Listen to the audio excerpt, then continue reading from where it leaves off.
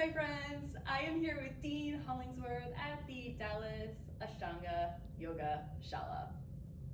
And Dean is the teacher here at this Shala. I'm here teaching for the weekend, and we were going to work on Supta Urdhva Pada Vajrasana together. For those of you who aren't familiar, and you might not be because this pose happens nearly at the end of second series, but it's a pretty complicated pose. There's a lot of actions in it, and it really adds in different parts of primary series and second series to get this action of rolling up and then landing in what is essentially Urdhva Vajrasana from earlier in second series. So we're gonna break it down and look at a few different parts of it. Okay, so Dean, so scoot forward a little bit. So you start this posture, once you jump through, you lie down onto your back. And then what I'm gonna have Dean do is set up like you are doing halasana. So this is an extra step, but I think it can be really beneficial. So Dean, interlace your hands behind your back and then push down like crazy. See how he got higher there? So that extra height can be helpful in making more space and making the bind and truly getting on the shoulders. And then hopefully Dean can hold this height because he's gonna have to move his arms. So Dean, go ahead and take the left leg into a half lotus position. So half lotus, and then he's going to bind the lotus. Okay, this requires open shoulders. If you don't have this type of mobility in your shoulders, it's no problem. You just use a strap. You use a strap right here. And then he reaches back and holds on to the foot of the opposite foot.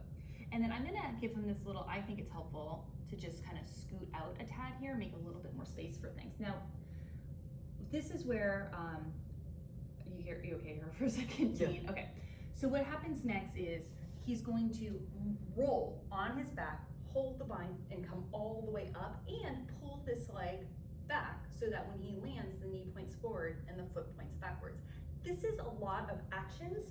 So the way I like to teach it is to kind of break it down. So when you're rolling, it's actually less of a roll and it's more controlled because I'm gonna have Dean roll from standing on his shoulders with the leg pointing up versus all the way down here. So the first thing Dean's gonna do is bend his right leg and pull the foot. So the foot's pointing down and the knee is pointing up. Keep going, Dean. Get the knee pointing up here if you can.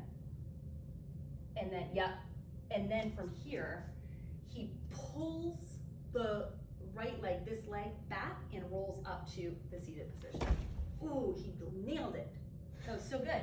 Look, and he held his bind and then he can take the twist from here. So the final bit is to twist. But the hard part is really to go from basically halasana to Urdhva Vajrasana, more or less. And this is Supta Urdhva Pada Vajrasana, which is like reclined, upward facing foot pose. Did I translate that right? No, I'm missing a word. Anyways, there's a lot of actions here. So that sensation of taking this leg, this foot, and pulling it back as you make the rolling up is, plus rolling from, instead of starting all the way back here, from like that halfway position, makes it so much easier to hold on to the bind because it's a more controlled movement. And anytime we're moving in Ashtanga or yoga in general, all of these actions, like you always want to be the one controlling the action. You don't want the movement doing you. You want to be the one doing the movement. So you can let go there. So thank you, Dean. So when you shorten the movement a little bit, then you can control it even better. So I thought that looked really good on you. Yeah, it felt so much better. Cool. Well, thank you, Dean. Yeah. Thanks, you guys. I thought that was really good. Yeah.